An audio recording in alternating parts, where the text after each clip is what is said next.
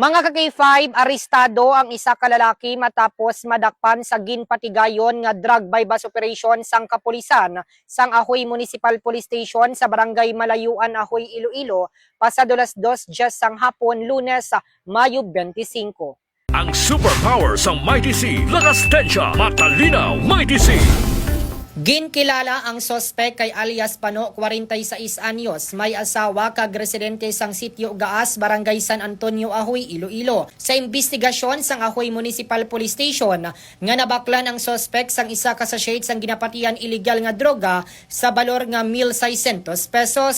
Dugang pa nga nakuha sa akusado ang 8 ka plastic sachet sang illegal nga droga nga nagdangat naman sa 385 gramos ang nakumpiskar, sa diin mayara naman sang standard drug price nga 2,618,000 pesos. Ang nasambit na operasyon ang ginpangunahan sang Ahoy Municipal Police Station sa pagpanguna ni Police Captain Aileen M. Lacrete, kaupod sang PDEO Team 3 sa pagpanguna ni Police Major Daji de Lima. Sa karon mga ka-K5, ang sospitsado ang magapangatubang sa kaso nga paglapas sa Republic Act 9165 ukon Comprehensive Dangerous Drugs Act of 2002.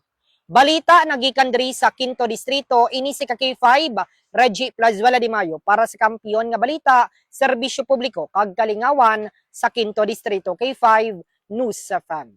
DTX 500. Di na problema mo bala ang mataas ka blood sugar level? Mag DTX 500 na.